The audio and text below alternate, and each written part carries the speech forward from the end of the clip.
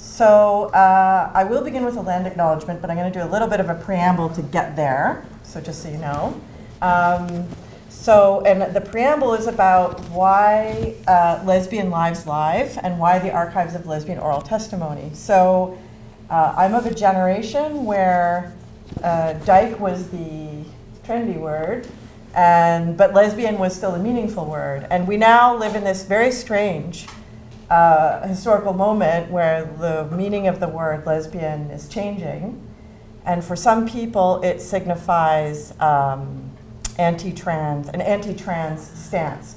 So I always make it clear that the archives is a trans-inclusive space and project.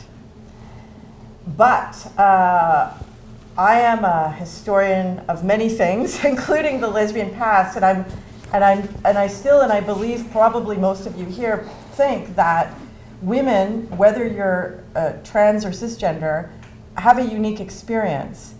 And many of you, or some of you, and I certainly know Pat, I saw you, was at the Women's Memorial March this weekend.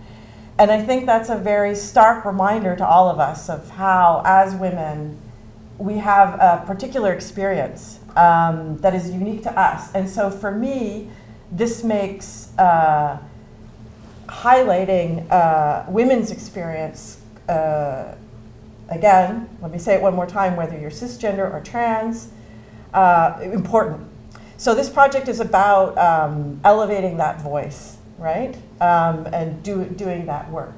So with that said, I want to begin by acknowledging that here we are together, all of us, gathered on this really beautiful land of the Tsleil-Waututh, Musqueam, and Squamish. And what I would like all of you to do is just join me in taking a moment, and if you like, you can close your eyes or just look down, but thinking about what's happening with the Wet'suwet'en, the protests across Canada, which is quite amazing as someone who was old enough to remember Oka, to see the national response today. And then coming off this being the Women's Memorial Weekend, this is the 29th year of that march. And finally, there's traction around these issues. And I think each of us are connected. Our feelings, our heart, our very being is really connected. And I think all of us here care really deeply about these issues. So just by way of a land acknowledgement and recognizing here we are, if we could, let's just take a moment to sort of sense that within ourselves of where we are and how we are relating to that right now.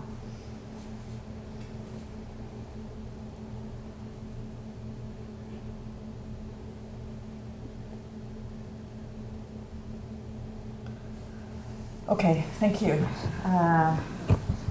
So I'm really happy to see all of you here. This is exciting. As I told my guests today, Anais and Sara, this is the first time I've interviewed anyone younger than me. Because I'm a historian, so usually I interview people at least 20 years older than me. So this is going to be really fun for me, and hopefully it will be also fun for you too. So before we start, just a couple things about what you have on the table in front of you.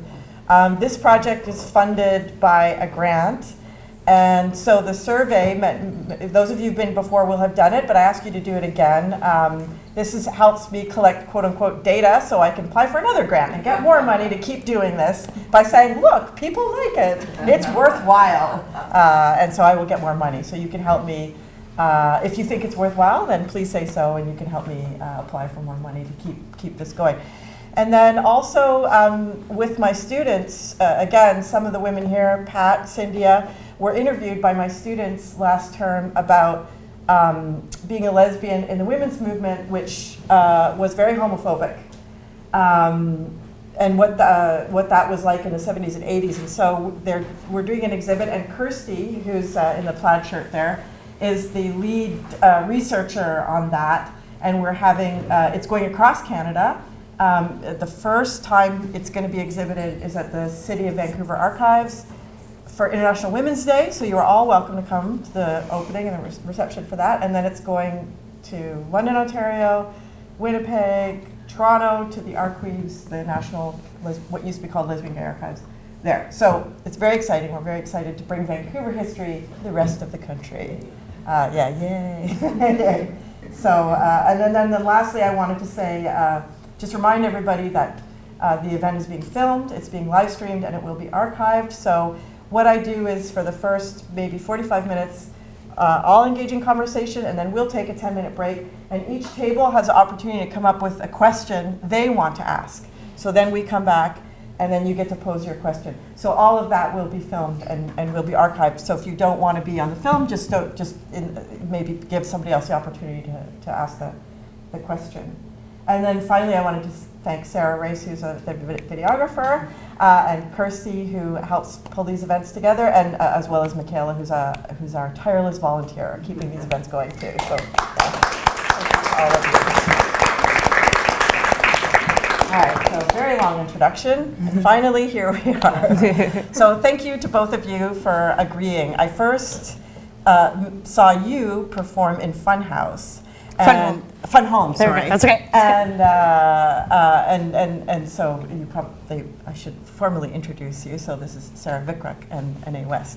And then I saw the two of you in your Poly Queer Love Ballad, and it just was amazing. And it was so exciting to see that kind of queer theater. It was really exciting for me, so I'm really happy to have you both here. Thanks for having us. And so when we do interviews with people, we always begin at the beginning and say, so when and where were you born? And tell us a little bit about the circumstances in which you grew up. Yeah, I can start. So I grew up here on unceded Coast Salish territories. I'm a settler of Polish descent. My mother is a Polish immigrant. And yeah, so I've spent my entire life here. I started theater when I was a teenager, and it's been pretty formative in my life. That was where I discovered I was queer. It was that very sort of almost cliched queer theater kids scenario that I'm sure many people are familiar with. But yeah, it's been very formative in my life, and after high school I went to Studio 58, the training program here. And since then I've been working as an actor, playwright, and a producer. I'm also the associate producer and operations manager for the Frank Theatre Company, which is, some of you may know, Vancouver's queer theatre company. Yeah. So when were you born? Oh yes, I didn't mention, sorry. I was born in 1993. 93, okay. Yep.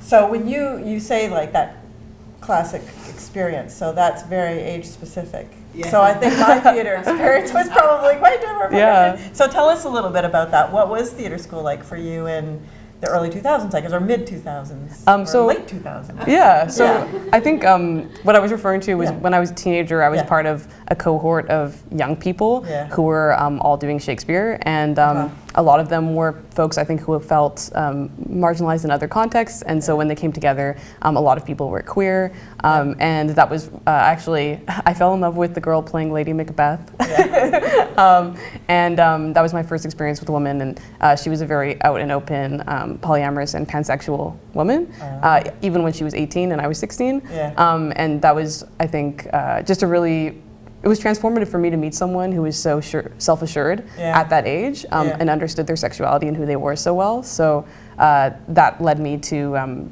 coming out and as bisexual and as queer. But yeah, so that's what I was referring to. I think that I feel like there's a bit of a cliche, especially in American cinema, of this idea of a bunch of gay kids being in theater.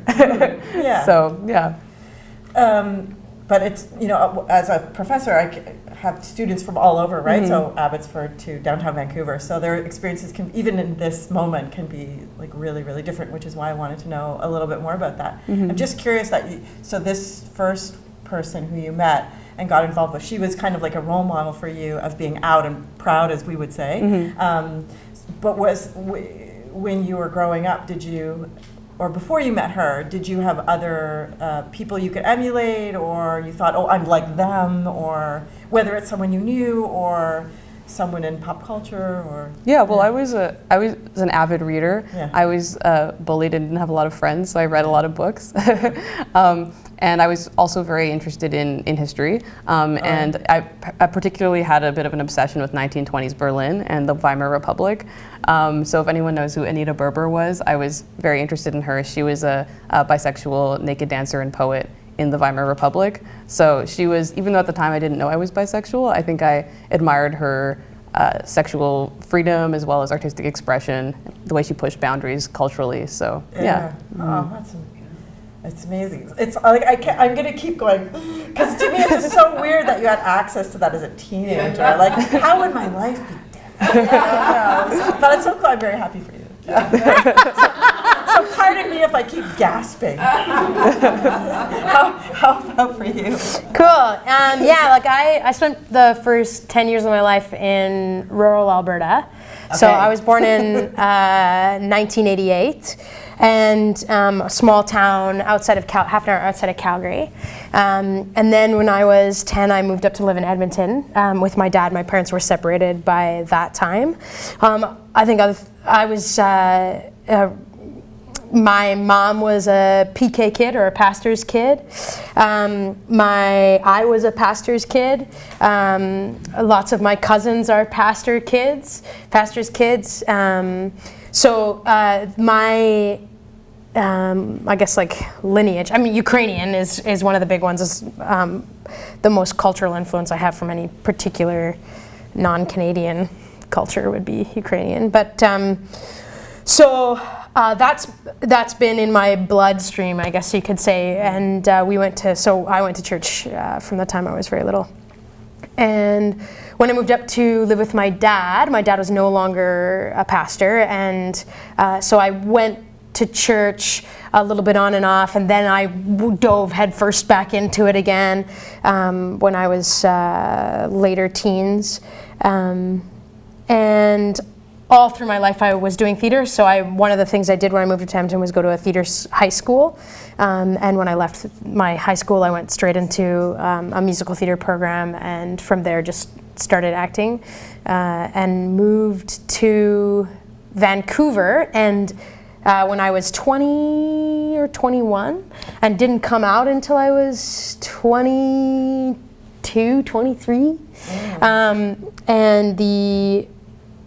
I don't think I'm trying to remember, I don't think I'd even kissed a girl yet, except on stage, but I don't think I'd kissed a girl yet until after I called both of my parents and said, hey, I think I'm gay, and my mom was, oh, and my dad and my stepmom were like, yes, we know. So yesterday we went out for lunch, and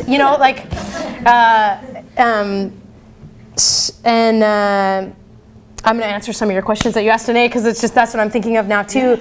I think even though I went to an arts high school, and even though I was in theater in college, and even though I went straight into the arts world, and seemed to be like a lot of, and when I say gay, I'm being quite specific towards male gay, not the general overarching term that sometimes gay is referred to.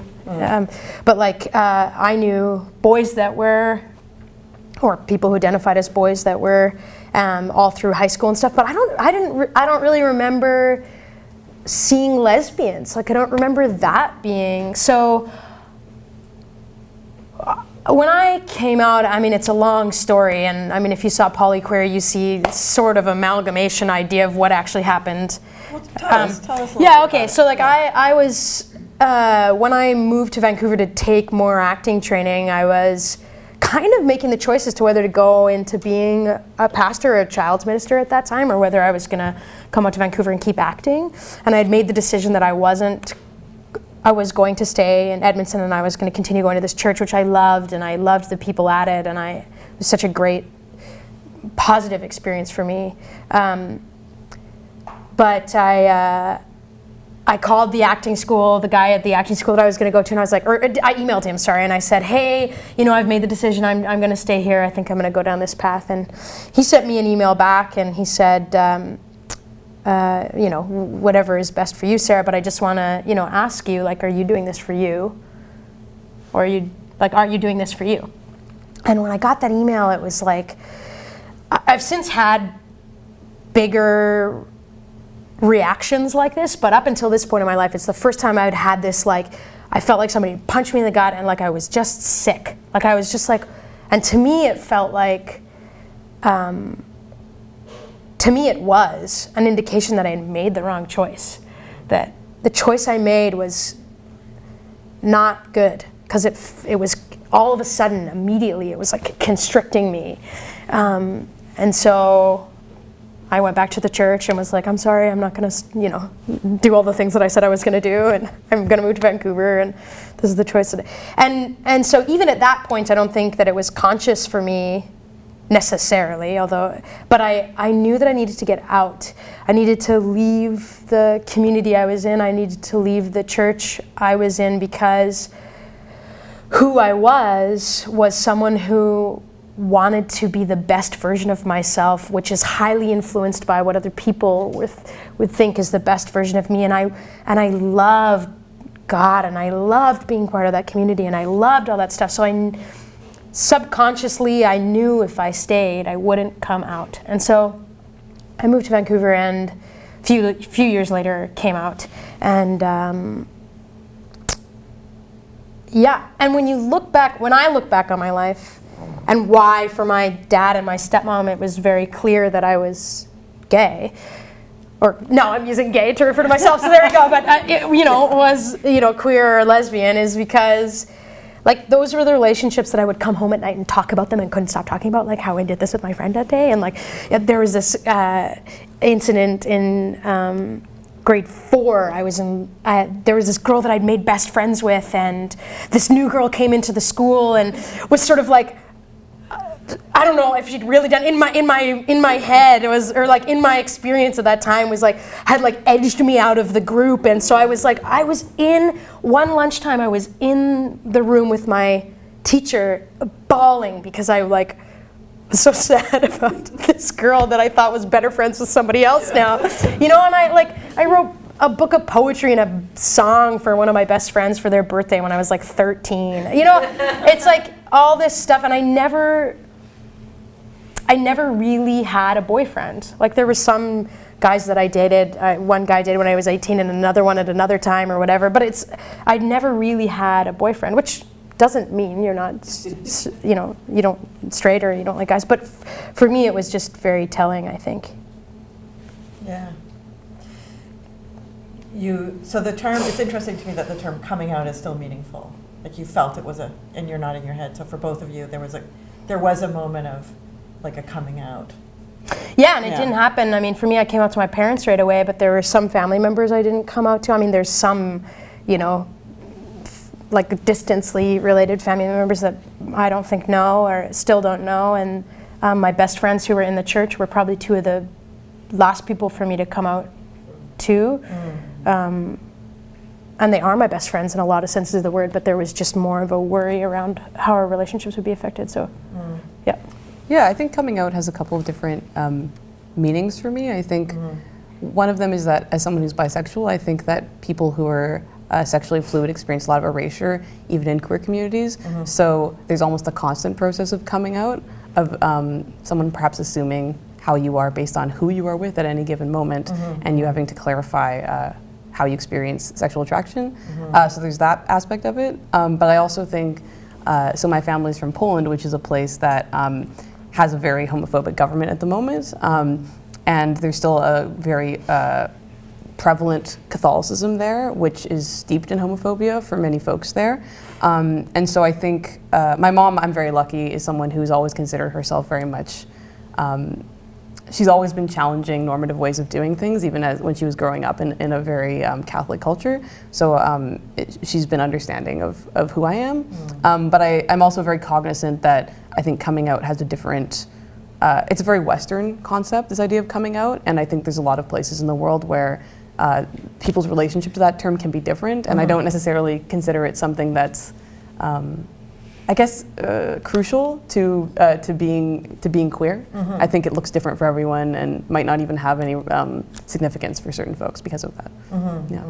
Well, I also too wonder, like generationally, because it's like the students that I teach who are, in their 20s, they're kind of like, nah, like I don't need to come out. And I remember having a conversation with one of my queer students, and she's like, I don't need to come out. And I said, but you realize everybody then assumes you're straight. Well, she's very, very femme too. And she's like, oh, she never thought about that. So there's this, so it's interesting. So that's kind of where the question for me is coming from. A couple things related to this that we talked a little bit about when we talked on the phone is, I'm interested both in so being bisexual, identifying as bisexual, like what is it like to hold that identity? So is it, do you think, well accepted in your, I don't know, peer group or your age group? Or is that still some territory you have to stake out and push back on?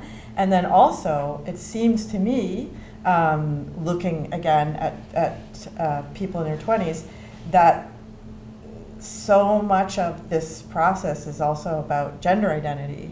So we didn't come out, well, there might be a little bit of like identifying as butch or femme, that was like a little bit of a thing, but it's nothing like now, where, again, like speaking as a professor, I have so many students who are gender fluid, gender queer, trans, and so that would be part of, I would imagine that would be part of, for a lot of people, like who figure that process of when you're young, teenager, moving into your 20s, figuring out who you are, and then what's happening around you. So was that for you part of it, or a question of like, where is my gender identity in amidst my sexual identity? So do you want to talk a little bit about that? Do you want to talk about the bisexual question first? I can talk about that a little bit, and a little bit with regards to gender as well. But yeah, it's interesting. When we were talking earlier, we discussed how bisexuality has always been a bit of a stigmatized term, because I find in my generation, there's often this assumption that folks who are bisexual, well, from straight communities, it's usually a lot of straight men assume that it's something that's performative for a male gaze or a phase or that sort of experimentation. But then I also find that there can also be some, I guess, misinformation about how a lot of bisexuals identify in terms of the term having this Latin word bi, which means two. Folks thinking that it's a very gender essentialist way of being attracted, that it's specifically you're only attracted to cis men and cis women, which is not how I use the term. And I know a lot of other bisexuals use it more as a term to mean that you're attracted to genders like yours and genders other than yours, which is how I use it. So I'm attracted to, folks across the gender spectrum. So that's how I use it, but I do feel that there is some misinformation around it, and I do a lot of clarifying for folks around what that term means to me. But it's an important term for me, I think, because it's been so taboo. I almost feel like what you said about staking out territory resonated with me. I feel I'm not going to stop using a term because it's misunderstood. I think for me that's almost more of a reason to push back and hold on to it almost more firmly for myself. But yeah, with regards to gender identity, I was very much a tomboy when I was growing up, and I only hung out with boys. I dressed in all boys clothes. I remember specifically going to the Old Navy boys section, shopping there as a preteen. And I remember a very conscious moment when I was almost a teenager. I was still in the end of elementary school when I made this conscious decision to adopt femininity to be able to have power in social circles. And it seems like a very advanced thing to think for like a 13-year-old, but I obviously didn't think about it in those words or those terms, but I remember looking at the other girls and realizing that I was getting to an age when boys didn't see me as part of their groups anymore, and so it was a very conscious adopting of those things, of femininity. And I think since then, I guess I had an awareness of gender as performance, I think, even at that age. And so as much as I relate to femininity now, and I think femininity is strength, and I love that, I also acknowledge it as a performance in some ways, as any aspect of gender is. I wrote this, one of my best Facebook posts ever was talking about how when I was it was something about being 12 and the movie Grease came out, and that had just forever shaped gender for me, forever. I'm still traumatized by that. Anyways, how about for you? I think like I remember being a kid, and much like Anais, I was a really big tomboy, and I dressed in boys' clothes, and my mom tried to dress me in skirts, and then I was like 2, and she came back, looks back in the back of the car, and we're on our way to a wedding, so she's curled my hair, and I'm in this cute little white blouse and this cute little skirt, and she comes to get me out of the back of the car, and I've taken my play makeup and I've written all over everything. It's just like, anyway, so like all these, even my mom tells me stories of me hating skirts and things. And I have a really distinct recollection of my being in Nova Scotia at this fair, and I had this little tiny little bob cut, and the guy mistook me for a boy, and I was just like, yeah, you know, like I was just like so pumped on life. So like I remember having those experiences, and then as I got older, you know, realizing that what being a woman meant, and like how people, you know, dressed, and so kind of still being super tomboy all through high school, really, and in college, trying a little bit more to be a little bit more feminine, and what did that feel like? And now that after coming out, and now starting to sort of like chopping off my hair, which was a big thing for me, and really like sinking into my body and my personality in a different way, what feels like I'm more comfortable in. So now I think is the time where gender starts to come up to into my head even more than it. And what does that mean? And you know, we go into circles now and often ask like, what are my pronouns? And people ask me what my pronouns are. Coming into a room, which is totally great. People are trying to be respectful, but I also am sometimes like, so why did you come up to me and ask me my pronouns? Like, why? Because I dress fairly masculine, and my hair's short, and I embody that energy in a lot of society's perceptions. And that's none of this is wrong. I'm not necessarily having a judgment on it. It is just what is, so I think that my journey with that is just starting. I think it will continue to morph. And the one thing I will say about that is when I think about my gender, being a woman, there are a lot of ways I don't feel comfortable in the performative way that woman is, and a lot of things as I walk through my day that I don't want to embody or want to have to embody or be assumed that I will embody. But I always loved being around the women in my life. Like I always loved rooms full of women. I loved, some of the greatest influences on my life have been different women in my life. And so to identify as that, I'm going to say sisterhood, because I feel like that's a term that got thrown around in church a lot, but like in this like sisterhood of people, that's something that I don't want to lose either. So I think when I think about how I identify, and if I were to change how I identify, what am I gaining and what am I losing? And maybe that's not the best language to look at it at, but it's just like, how do I hold both, and what does that feel like for me? And so those are the questions that come up for me when I think about my gender and gender identity. Yeah, I'd love to talk to you myself more about this, because I've been thinking about these questions a lot lately, and talking about them with my friends as well. But I will move on. My next question was, when did you know you were polyamorous, right? So.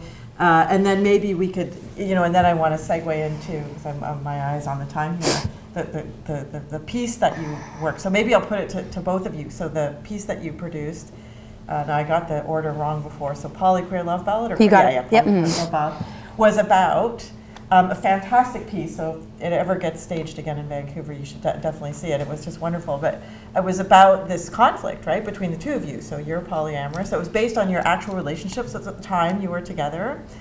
So, and it was based on your relationship. You're poly, you're not. And the sort of working that out, right? So maybe the way to come at this story is to say how you met and how you started talking about it, and then how did that evolve into a work of art? Can you tell that story? Yeah. Well, me and Sarah met because I was producing and writing a show that was at the Buddies in Bad Times Theatre Rhubarb Festival. So I don't know if any folks here know Buddies in Bad Times Theatre is Toronto's queer theatre company, and they have this really fantastic festival for emerging artists called Rhubarb, where folks get a 25-minute slot to do any sort of wild, super gay experimental thing that they want to do.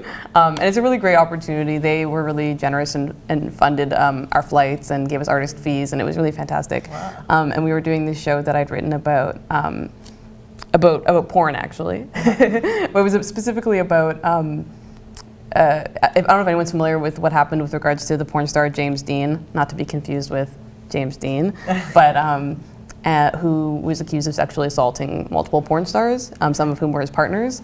And so we were doing a show that I'd written about, I guess, questions around public accusations of figures in the porn community, what consent meant with regards to porn. And Sara was playing a camera operator in the show who was essentially hired to film something that was morally dubious, and like what the positionality is of the viewer who looks at erotic material with regards to consent, and those kinds of questions around desire and consent, and the responsibility of viewers within that. So it's kind of an interesting project to meet someone on, in terms of, I don't know how else to put it.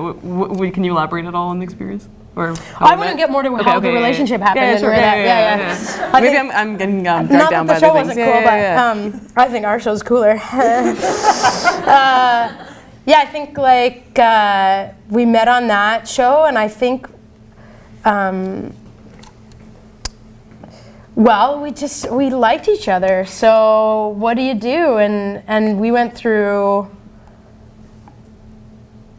Oh man, how do I talk about this? Well, I think maybe we can say that we both appreciate each other on an emotional level, but as well as on an artistic level. Like I think we both had a lot of respect for each other as artists, and so it only made sense that, and we also both were interested in articulating how we felt that there was a lot of ways relationships were being done that were not articulated in theater. We went through a bit of we're going to be in a relationship, we're not going to be in a bit of a relationship. And during that period in time, we talked about how we both had an interest in, and they wanted to write a show with music, right? That was, and I wanted to write music for a show. And I was interested because as I was I was more dating, I was being, confronted is the wrong word, but I was just polyamory and people being polyamorous or in open relationships was all over the Tinder, and I just felt like as I was exploring the dating world even more, the more I was exploring the different ways of doing relationships. So I was also interested in writing a show about a monogamous person meeting polyamory. And so I felt like so even prior to us getting together, fully or officially, we had talked about how we wanted to write this show.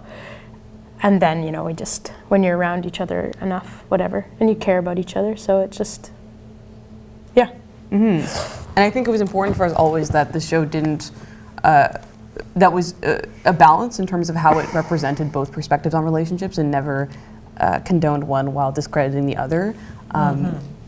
And that was, I think, present not only in terms of the storytelling and the writing, but also informally in terms of, we have this form, poetry, which was the primary medium in which the character that I was playing, Nina, how she articulated her experience, and then music, which was the form in which Gabby, Sarah's character, articulated her experience. So balancing, having a formal balance as well as a balance in terms of the actual words the characters were speaking and how the storytelling went about. And we hadn't seen any theater about this. We hadn't seen any theater about what we were. Yeah, we thought we were really cool and unique, and then it was funny because cool and unique. It was funny. I agree. It was funny though because we applied for the Fringe New Play Prize and we won it. But what was funny was we found out after that there was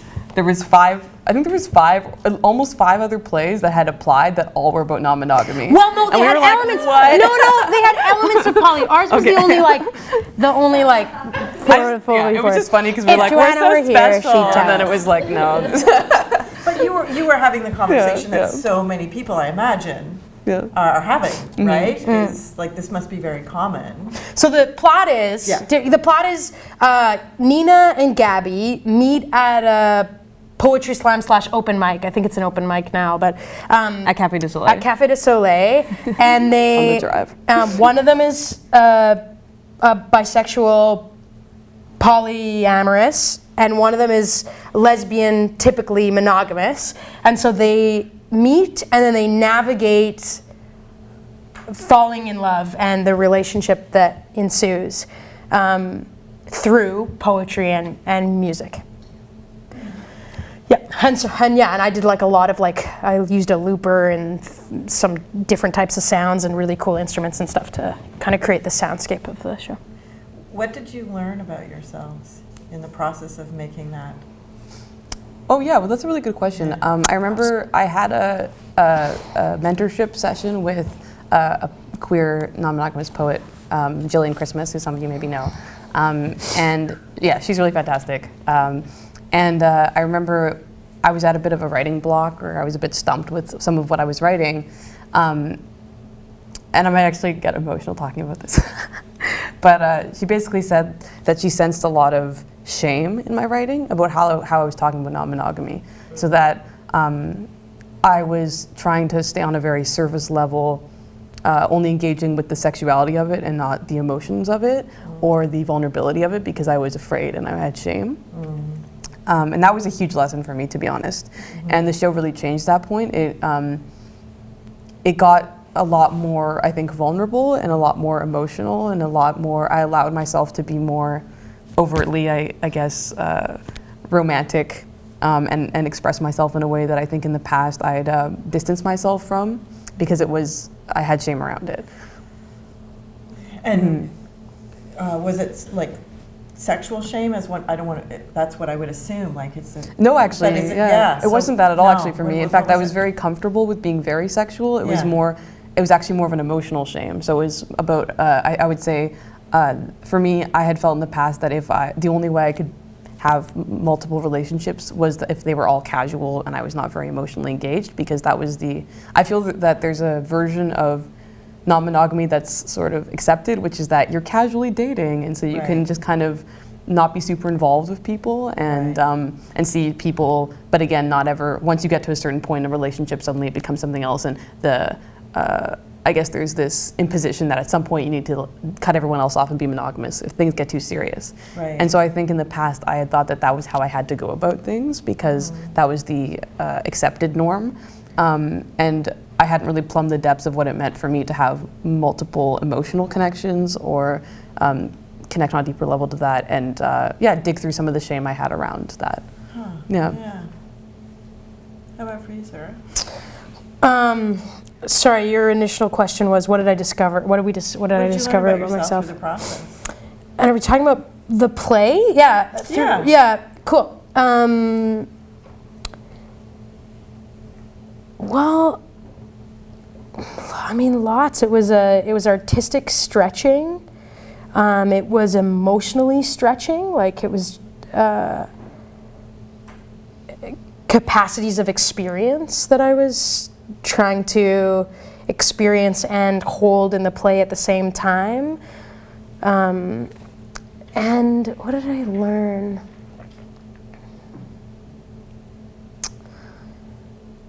I think I learned limits for myself. I think I learned those things. I think I had a deep respect for our process. What we were capable of, I was really excited and proud of. And that was the first time I'd worked with somebody I'd been in a relationship with. So I think there was a lot of, how do you navigate that? How do you, and I'm a pretty just smacked my microphone, I'm doing it again.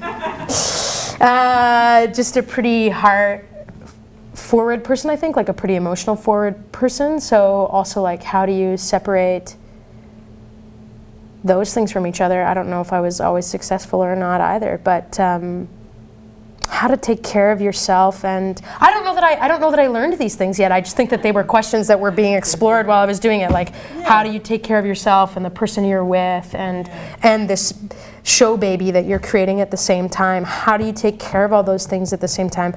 And I don't think I know, like I don't think. Yeah, I was learning that. I don't know that I was terribly successful all the time, but I think those were things that I was learning. Well, that actually leads me, I think, kind of nicely to what's my last question, which is, so you broke up, but you kept the show going. Like, oh my God, that's just a lesbian explosion right there. So my question is, I guess, you know, if I don't know if you want to talk about what led to you breaking up or not, that's maybe personal, but I guess kind of what I want to know is how did you do it? Like, how did you keep the show going? Going through that, and what about the work you've done together as artists, and then your commitment to the show? How did that both help that process, but also did it also in other ways hinder that process? Yeah, do you want to start? Nope. No? Okay, cool. Yeah, well, one thing that we actually had done previously to even breaking up was that when we started working together on the show and we knew that we had a personal relationship as well as a professional relationship, we actually created a contract that didn't only include what you normally include in any sort of co-creator contract in terms of the rights, like who owned the rights to what parts of the show. So yeah, some of it was, for example, who owned the rights to the songs? Could Sara play the song separately? Could I use the poem separately? That kind of thing.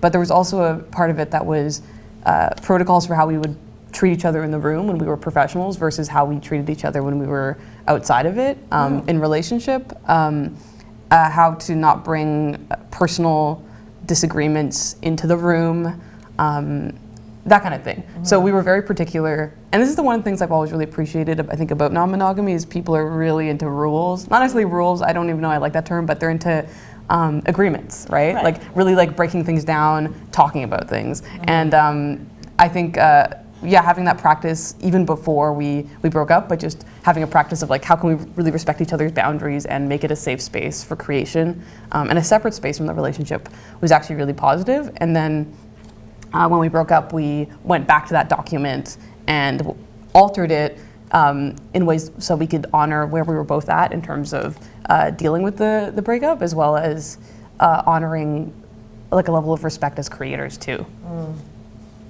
How did you get space from each other? Because presumably you need a little space. Yeah, we had a couple months of space. I was out of town for a bit of time too. I think it was just like a bit of communication too. I mean, one thing Anais and I've always done really well, and even in our relationship, is that we talked, I think, a lot. And so, as Anais said, we set up that agreement from the very first time. And we conceived of the show before we were actually in a relationship. We talked about wanting to write the show. So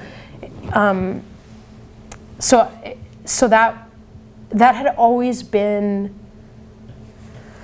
something that was in the air, and we'd even spoken out loud. Like, what if we break up? What do we do with the show? Yeah. That was in the contract actually too before we even broke up. Yeah, and I just remember even from when we first started conceiving. It's like having a prenup.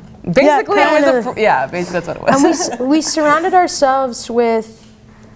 We chose really good people to work with. We surrounded ourselves with, we didn't choose them because they're like, well, when we break up, we'll need really great people. But we just happened to have chosen really awesome women to be in the rehearsal hall with, who were able to hold space and be generous and kind and caring and loving through our process. So, as Anais said, we met together separately with the director prior to going back into rehearsal to do the show again.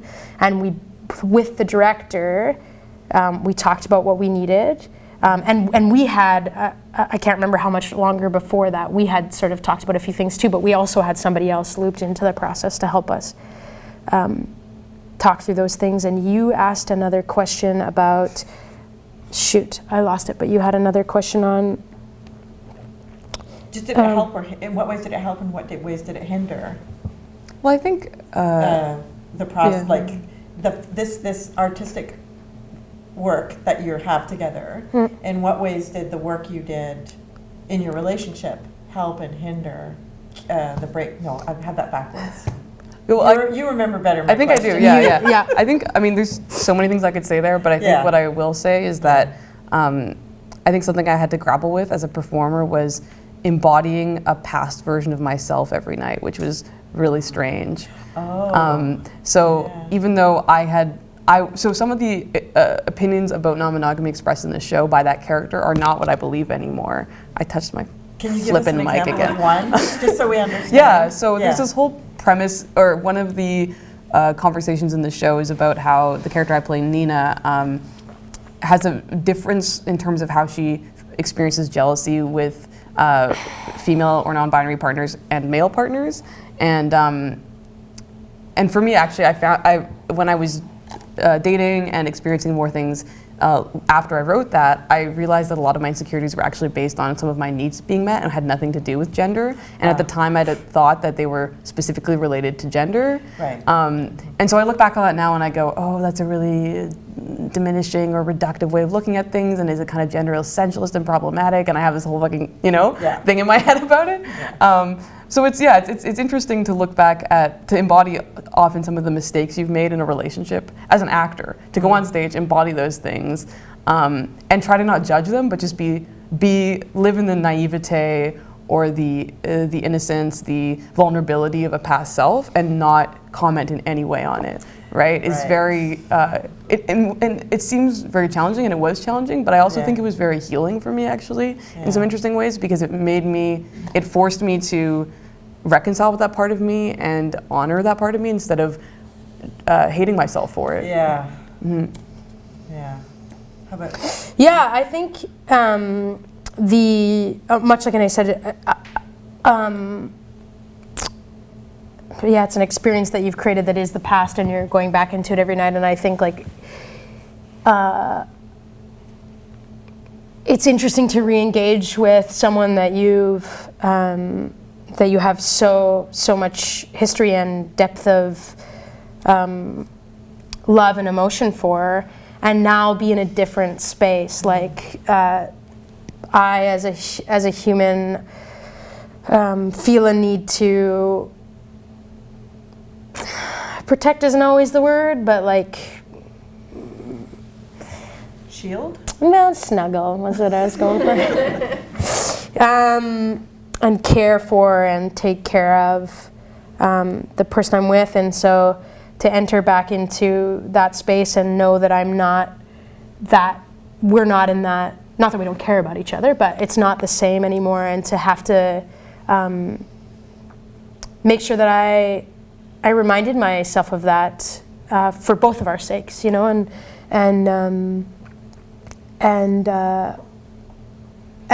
going back into the show. In the show, my character Gabby breaks up with. Well, I mean, it's not it could, some people interpret it different ways, but in Gabby's mindset, sort of broke it off with Nina, and so to go on stage every night and have to do that, it was not as crazy as I thought it was going to be, but it still was every time I had to go out there, I was like, I mean, even now, right now, I'm getting emotional about it too, but it's just ugh! But it wasn't as bad as I thought it was going to be.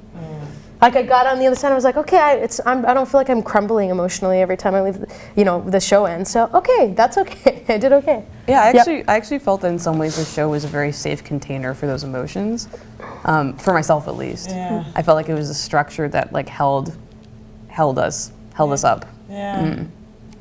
It's really interesting. It's so unusual, right? It's such an unusual experience to have. I also think we also. I mean, I'm going to say this from my opinion, but so Anais corrected if it's not yours, but our breakup wasn't nasty.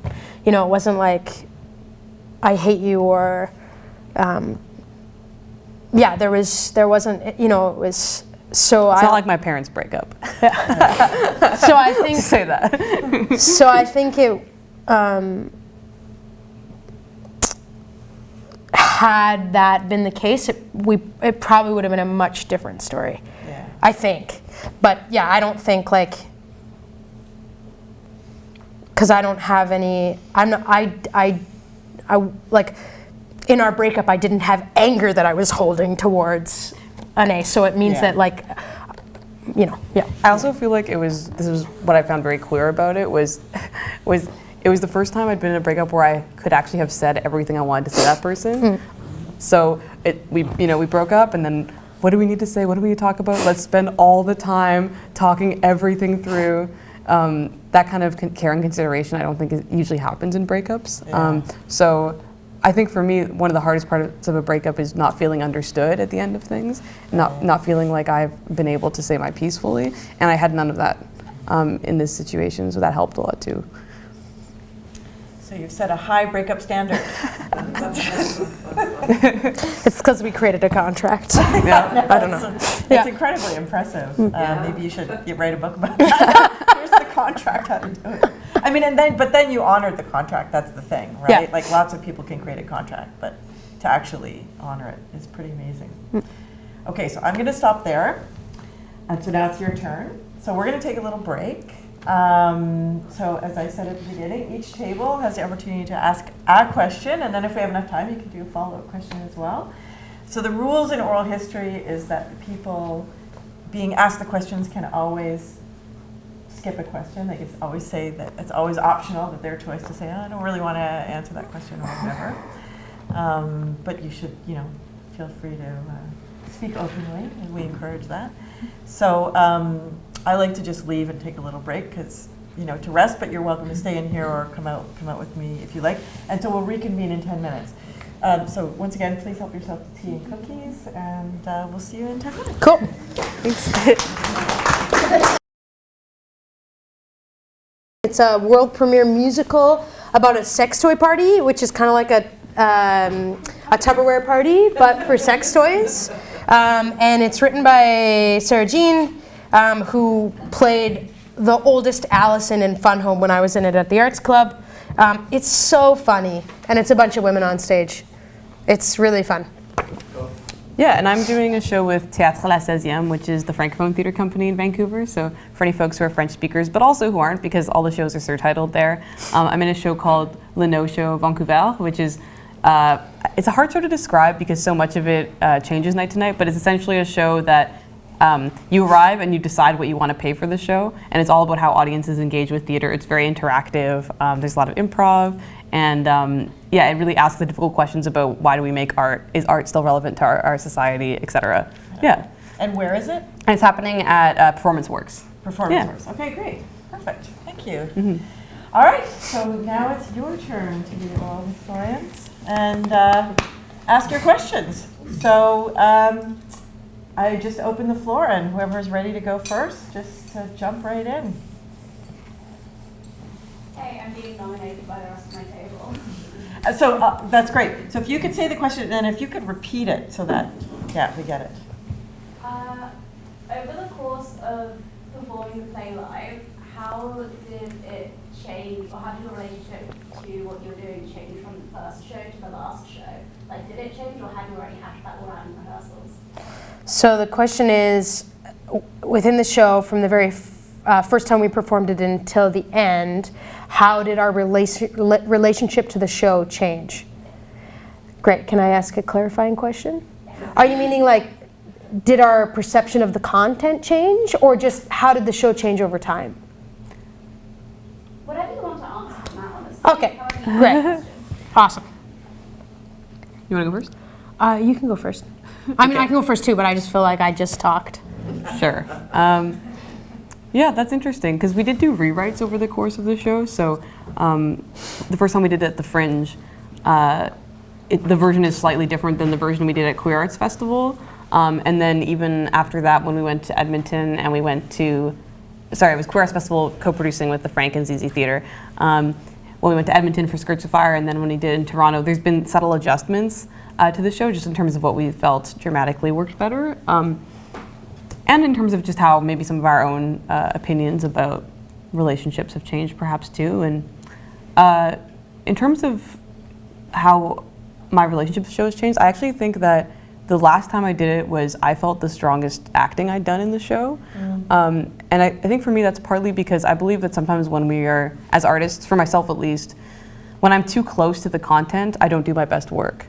So when I'm a writer and I'm writing about something like a conflict that I'm so inside of, I sometimes find that my work is hindered by my desire to, I don't have an understanding that I can have in retrospect. And so I think for myself, I'm proud of the work I did earlier on the show, but I also feel that actually doing the show after our relationship ended, I had so much perspective on the relationship that I could do the show with an honesty that I had never had before.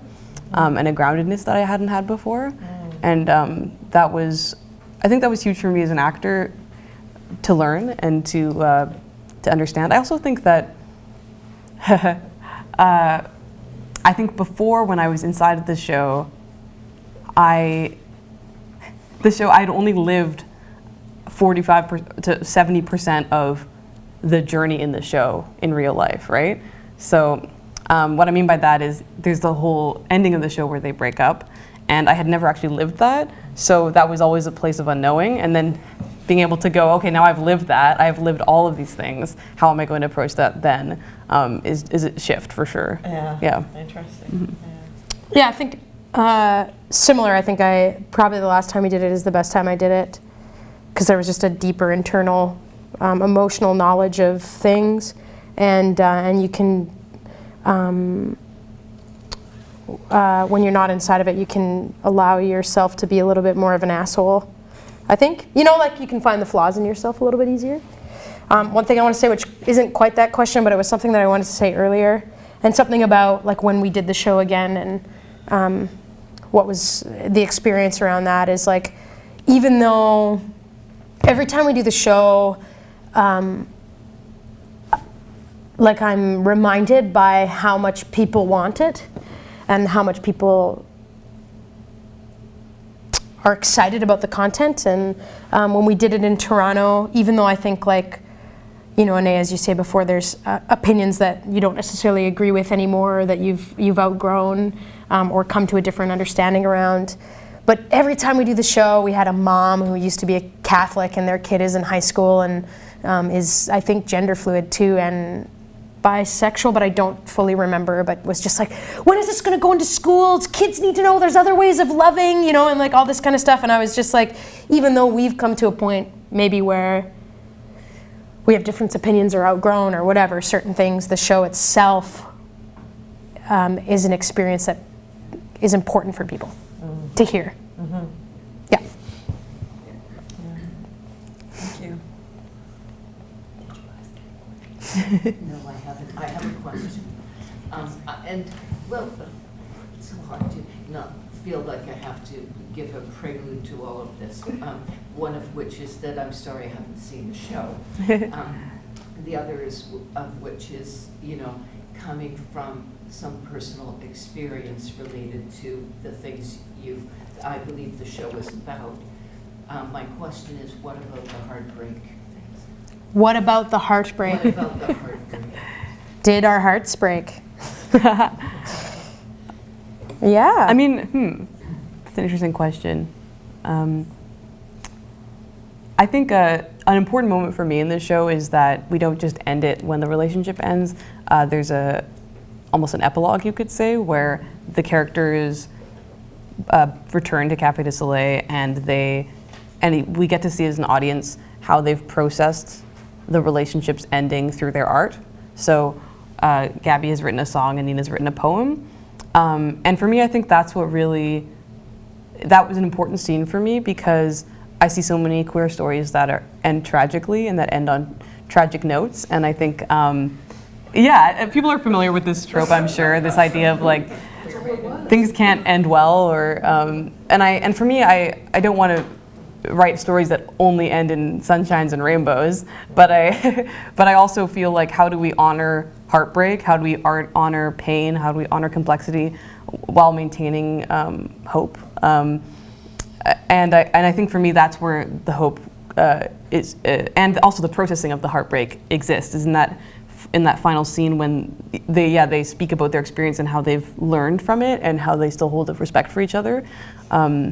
So yeah, I think for me that scene is crucial, not only as a storytelling device, but also as for myself emotionally, to come from that place of the breakup, to have somewhere to like land and process too.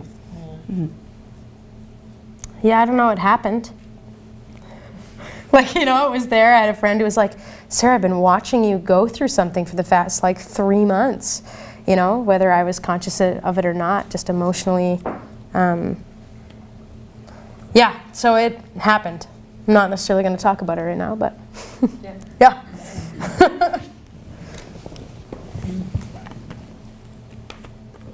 How about your table? We didn't get to a question. We were just chatting. That's great. Do any of you have a question you'd like to ask? Or just want to talk about what came up for you? It's interesting generationally. Yeah, Yeah. just say more about that. No, I'm really happy to be here, and the experiences of younger people that I just feel so honored to be able to share with them. Yeah, that's all. Cool. Thanks. Thank you.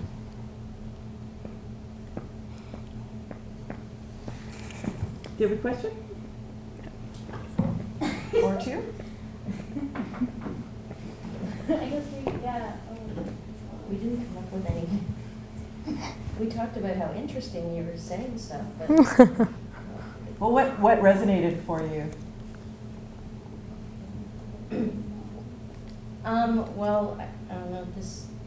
I'm sort of into poly, I guess, sort of. I fell into it after I divorced my husband, and I didn't really want to commit to anybody. I wanted to kind of go out and have a lot of fun, and I also felt that. I felt strongly that in our culture we seem to only connect emotionally to one person, and that one person we're sleeping with, and that after years of marriage it gets lonely, right? And you feel like you're not allowed to have these strong emotional connections with your friends. It's somehow not right. And so, I've had limited poly relationships. One of the ones that I had, there was kind of a lot of jealousy on the other end towards me. So I have maybe a naive sense that it seems kind of unfair for a poly person to be with a monogamous person, and that's asking too much for them, that the jealousy is too complex. If you're not in that space where you feel like a non-jealous kind of vibe, where you're I'm happy for you that you're going out and doing this, and I don't feel like I'm less or not welcome or missing out. Yeah, so I guess I was kind of surprised to see a monogamous person and a poly person together, and I know that's challenging and stuff. And how did you, when you were going into it, how did you see that did you see that as an insurmountable obstacle? Did that end up being one of the main things that broke you up? Yeah, well, I also wanted to say that for myself, my gravitation towards non-monogamy has mostly been about not desiring limitations. And what I mean by that is I believe that whenever I meet someone, that relationship is going to be different. I don't go into things with a preconceived idea of the exact things I want, white picket fence, 2 kids and a dog or whatever. I very much, I'm interested in how dynamics between human beings can be unique. And so for me, I think when I approached this relationship with Sarah, we both tried to, expand our horizons in many ways. And we're both 2 people who are very open to trying different things. So I wasn't someone who was going, I only do non-monogamy, I only do this one thing. I think I was more thinking, what experiences have I tried? What experiences have I not tried? How can I grow as a person too? And I think, I don't want to speak for you, but I think you were also in that space. So I think we tried a lot of different configurations of things. And yeah, if I'm being honest, I think it was one of the reasons that we broke up. And I think I have my own opinions, which are pretty similar to yours in terms of whether someone who's pretty monogamous can be with someone who's non-monogamous. I think there's a lot of challenges. I think that sometimes it can work, but I think there's definitely a lot of challenges. So, yeah. Yeah, I think I discovered a lot of my own limitations within our relationship. And for me, going into our relationship, I thought here's someone that I think is awesome and have a real connection with and have a real desire to be with. And is an opportunity to expand who I am and how I see things and how I experience things, and that was both challenging and rewarding, and in the end, I think it was a reason where it was really it was two paths needing to go in different directions, which is why most relationships break up. In fact, that's why all relationships break up. It's just two paths needing to go separately, and I think jealousy for me was really hard. I had grown up, you grow up with an idea of how things are going to be, and I think some people deal with jealousy differently. I think Anais, I won't speak for you, but you talk a lot about jealousy and how that manifests and the misconceptions of jealousy and polyamory. So I'll let you speak to that if you want. And for me, it might be there came a point where the jealousy that existed for me was so, gut isn't the right word, but it just felt like primal, which doesn't mean it's right. Like, I think it's really heavily influenced by how we are raised, and what we think and we believe. And for me, maybe it's just like I'm not at a point in my life where it's so deeply entrenched for me that it was unfair to my partner and really hard for me. And so it's like, okay,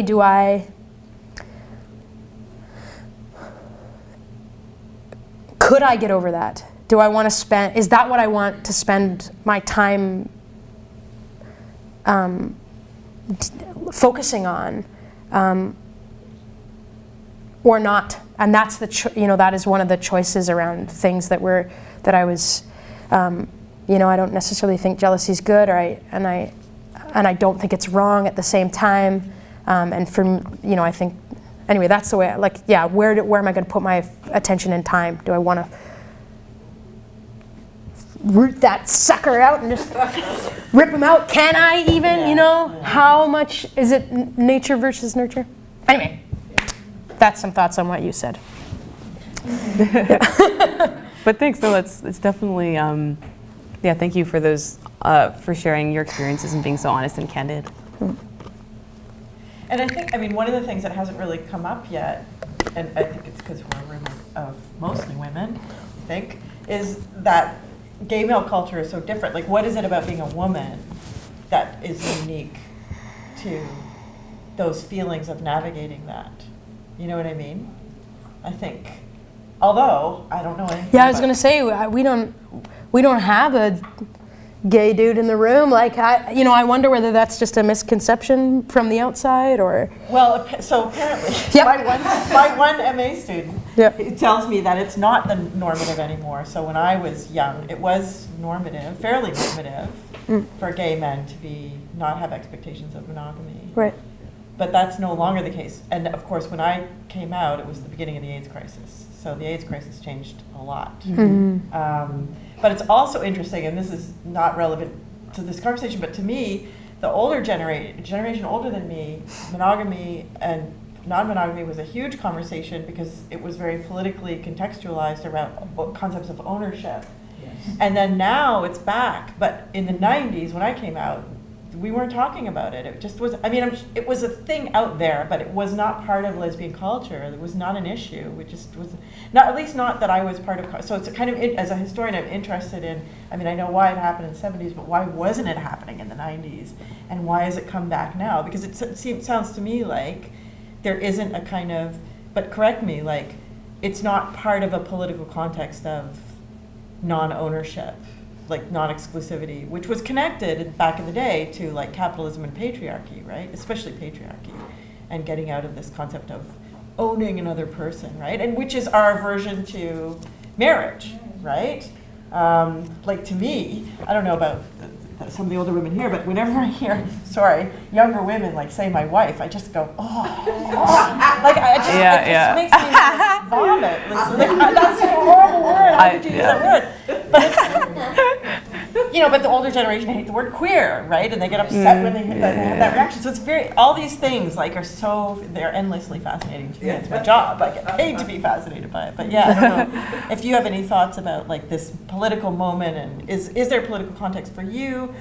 And I imagine you're in dialogue with other poly people, so maybe not for you personally, but where is the conversation at right now? I mean, I think a lot of those things around what you mentioned around ownership and patriarchy and capitalism are still really present. I think they are. I think about my friends who are relationship anarchists. Yeah.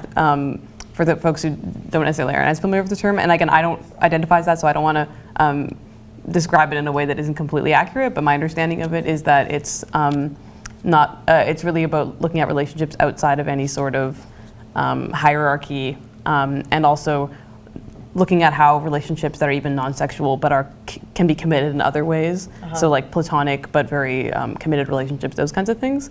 And I think a lot of it is really political, actually. And I think a lot of it is, I mean, for myself, like I agree with you. I remember thinking once to myself, even though I'm someone who's attracted to men, the idea of a man calling me his wife is so disgusting to me. Like I don't understand why, but I have this visceral feeling that I'm very appalled by it. And yeah, for me, ownership is huge within it. I think that for myself, like as being a sexual person, being able to have ownership over who has access to my body is huge. So I don't know, I think those things are, at least to me, they are still present. Maybe they've had a resurgence, maybe they've had a rebirth within this generation, but I think those things are present, I feel a sense of relief. If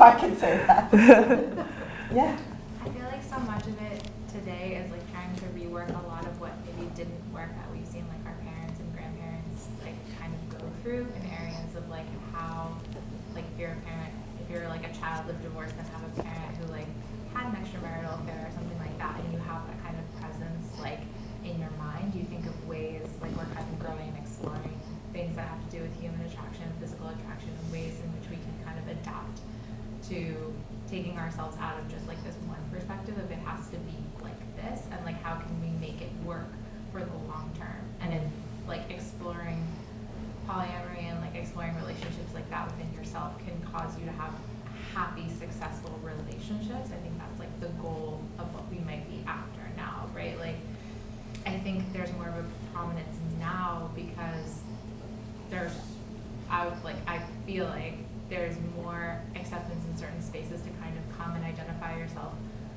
to certain degrees rather than people who haven't before. And I think that there's this idea that we have like a space where we can kind of cultivate together, and there's people who can kind of talk and share feelings among each other in poly spaces and non-poly spaces, like people who can share their opinions and feel like they're being heard and feel like they're being validated, right? And so I think kind of like with that common goal and that community in mind, we're like gravitated more towards that than we have before. At least I think so. I also think pulling it back a little bit to your comment around like friendships, like having relationships that suit you and work for you, and you talking about like feeling like you got isolated in the marriage with only like sort of one person that you were allowed to be really close to. I think like even though I don't consider myself a polyamorous person, one thing that it's really that I have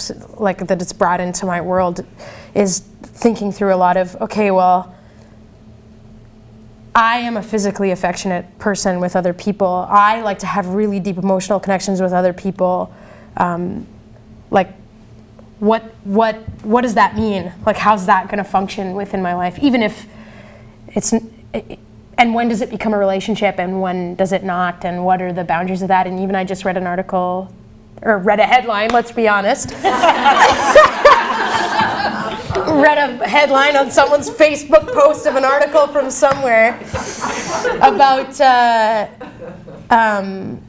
or maybe it was just, I don't know, like having platonic, physically affectionate relationships. Like, we need to stop not, like, you should kiss your friend and hold your friend's hand, and that should be, you know. So I think all over the expansion of relationships and what those can look like, even more so for men, is where I think it's going to be harder than for women, because we're affectionate, or often more affectionate with our female friends, being female with my female friends.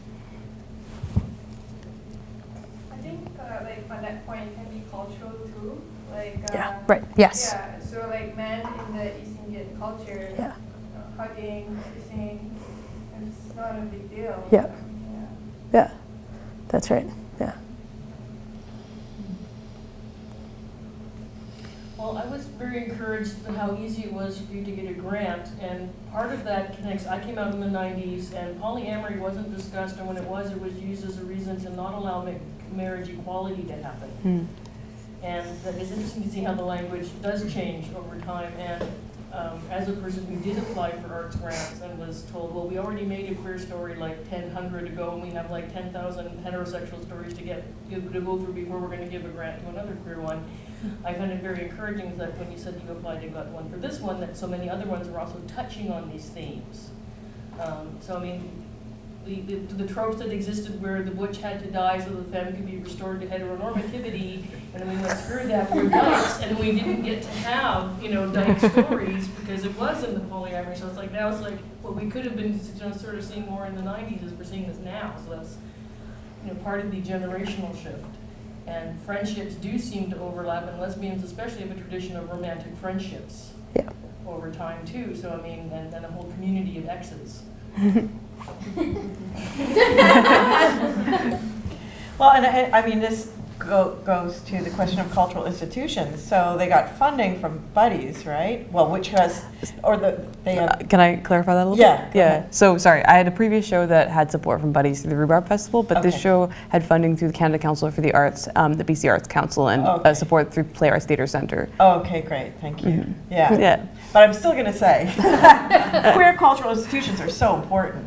Like, we still need them, right, to support this kind of work. So it's true that they've made their way into mainstream spaces. So it's not only Buddies. I'm from Toronto, so you don't have to, you can see queer theater, at spaces outside of, and this for lesbians is a real problem, right, especially. I mean, I think all queer spaces, it's an issue, but it's especially true for lesbians, the lack of public space for us to come together and be together, and how creating that kind of community supports, creative work as well as intellectual work. And we wouldn't have gotten, at least I believe, we wouldn't have gotten any of the granting we got if we hadn't have had the Queer Arts Festival on board. Right.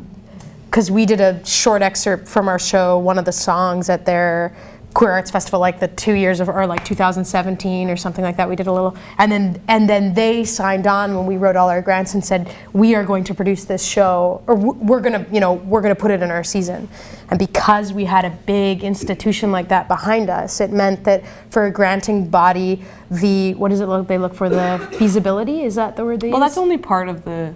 Yeah, I don't. But it is. But it is something that makes a big deal. Yeah, it helps totally. But I think those grantors look at feasibility, artistic merit, and impact, community impact. So there's like several factors that go into it. I think that was huge. But I also think the impact for communities was huge as well. And we've seen how that is the case in terms of what Sarah was describing of people's responses to it. Yeah, I think having institutions, it is really wonderful that we're finally getting to a place where artistic institutions like Queer Arts Festival are a legitimizing force, because I've had many conversations with the artistic director, Sid, about how, and she's an older queer, so she understands that that conversation has changed. It used to be that the fact that they had the word queer in their title was controversial and could deny them funding. They even had a practice of writing a grant and then going over it and cutting all the words queer out of it to try to make it more attractive to funders. But I feel like the conversation is changing, and that's really great. Yeah. Yeah. So all of that is to say, oh yes, Donna, sorry, go ahead. Clarification, you had to cut out? No. Well, it's just an anecdote that Sid had, the artistic director had told me about how that was a practice they'd had in grants. I don't know if they still do it, but just that but it was in the past because of the discrimination against sort of queer content in funding. So all of that is to say, it's important that we go out and go to the theater and go see shows like the kind of shows that you're putting on. Like the one that you're working on now, it's like, what are you willing to pay? And, taking the time. Personally, I find it very hard to leave Netflix. I love binge watching all my shows. But you know, we have to come out together and create these spaces, right? So I really appreciate all of you coming tonight, being here with us on this great adventure, and I hope you will. I will continue to see you in the future. So please join me in thanking our guests today.